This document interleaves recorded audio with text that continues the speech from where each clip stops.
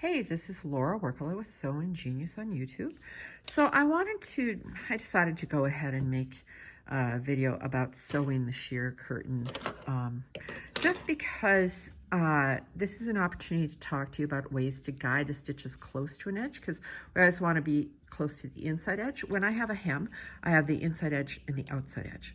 So when I'm talking about the inside edge, I'm talking about this edge. If you look at any hem on anything, the stitches are always as close to this edge as possible, okay? There, maybe you can see that edge better with the dark behind it. All right, so I have two different feet that are really good for guiding your stitches. One is a stitch in the ditch foot, okay? It has a blade right here that you can have go right against your hem like this. So that is right against the hem. Another foot that's really good, a lot of people don't have a stitch in the ditch foot. I tell you, it's really handy for many things, so I'd recommend you get it. This is an applique foot, okay? They use this so that you can do satin stitches over an edge. That's mainly what they talk about using it for. I use this a lot for other things, like what I'm gonna show you how to do now. The underside of this foot is raised up. Okay, do you see that? It's raised up between the toes right here. So where the toes are, it's got metal so that the feed dogs don't chew away at the plastic. All right, so this being raised up, what I can do is I can move, on both of these cases, I'm going to move the needle out of the center needle position. I'm going to move the needle toward the left, and we're going to put this edge right along the hem. And one toe is going to hang off the hem, and that will help me guide right along the hem really easily, okay? So I will show you how to set it up with both, and then maybe I'll sew one curtain with one with the other. So these are just snap-on feet. All right, feels a little tight. Hope that went through okay. I usually tie my threads and pull them through. Okay, so I'm just gonna use a standard stitch.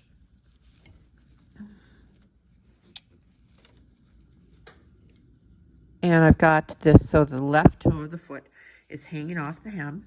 And I'm going to move the needle over till it's at a good position, so I can have this to guide instead of having to eye it and say, am I at a good place? I want to be as even as possible in my work. Oh, sorry. Something underneath my table I banged into, because the foot control always slides away from where you need it to, so I had to retrieve it. Okay, so here I'll just go like that, back stitch, go forward. I'm kind of surprised it's making noise like that. I just got this machine serviced. Well, let's find out if it continues to misbehave. I don't like that sound. Oh, now it's sounding better. Okay, well, I don't know what that is. I'm gonna keep going. Of course, that's what I tell my students not to do. Okay, I don't know if you can see it, but there is a little bump right here of fabric because the foot is pushing that fabric. When you see that little bump of fabric, all right, what you wanna do, maybe I'll take away the spotlight. It might be easier to see. Or if I can get it shining in the right direction. I need the spotlight so I can see this. So there is a wrinkle like right here, okay? That wrinkle can end up, if I pull this pin out, which I usually pull my pins before I sew over, it can keep getting bigger and bigger and bigger, okay? Until the end of the hem hangs off the end and it looks terrible. So what am I gonna do right here? I'm going to let that pin be like a breakwater, and I'm not gonna pull the pin till I go over it. The other thing I can do is I can pinch and tip and put some pressure on there so that it lays flatter. You know, sometimes it does, sometimes it doesn't. You know, your fabric is so variable. So anyway, I can pinch and tip like this to keep that tight, but I am not going to keep the fabric from feeding in. I'm gonna go with the speed of the feed dogs. It's like you're a water skier behind the boat. The water skier does not control the speed of the boat, but because the line is taut between the boat and the water skier, they can control it. So you say, I can control it, I can turn, I can steer it, but I'm gonna go along with that. Okay, I'm gonna slowly go over that one too. It might just be one of those fabrics that likes to stretch out a little bit. I don't like that. So if I see that happening, I'm going to carefully go over all my pins. Also, if I pull the pin over this way, the pin will be less high or raised up by the pin head. Okay, yeah, it seems like it's happening with this particular fabric. So you kind of have to read the fabric and see what it's doing, you know. I think what I'll do is I will sew this curtain, then I'll try that stitch in the ditch foot and see if that helps any. But I really slow down to go over a pin. If you hit a pin, change your needle. You know, people don't even think about changing their needle, but after every 8 hours of sewing or every project, you should change the needle. And you should make the needle the right size for whatever you're working on. Okay, so I'm just going to keep that taut. You can't see my right hand, which is keeping the fabric tight. Okay, yeah, it just seems to be one of those fabrics that wants to bunch up and push further like a cresting wave. So I'm just going to sew over those. Okay, so now here, let me show you something. I'm getting really close here. I'm going, if there's going to be a pucker, I'm going to let it make a pucker before the end because I do not want this to get shoved off the edge because you'll see it and it's not going to look very good, okay? So I'm going to go along here and pull that out a little bit. And if it's going to form a pucker, now I might need to shim that. Of course, I don't have a good shim, so I'm going to put a needle case behind it. I know. Use what you got, right? And then let's see. Back stitch and cut my thread. Okay. So you can see here my hem is even all the way. I don't have any gaps at the bottom. I have a completely smooth doubled hem. Okay, now let's try this other foot.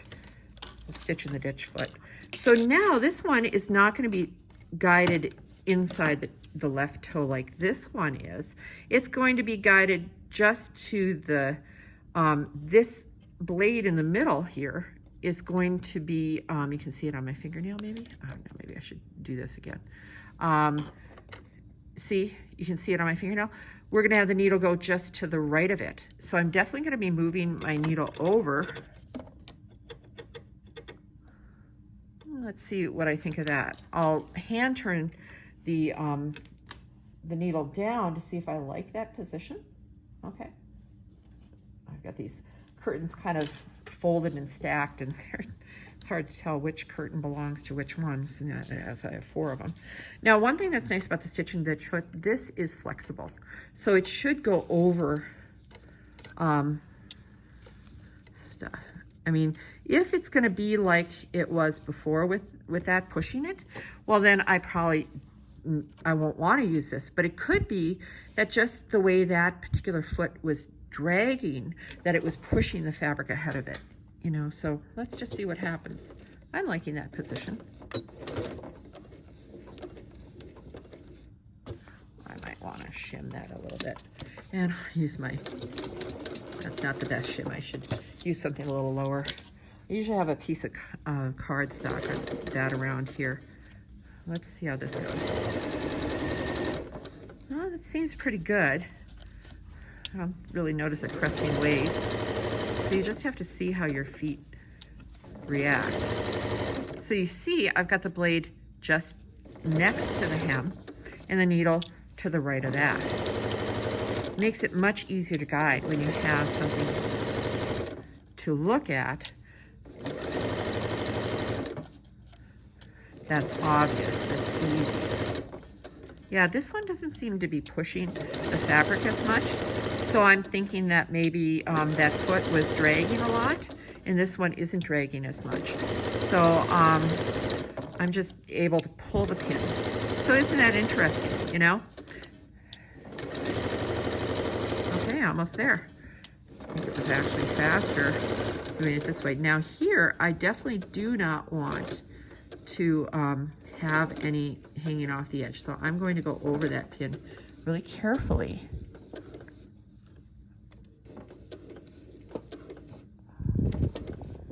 Okay, just got over the pin. Go over the edge, back stitch. I only have to have, come on.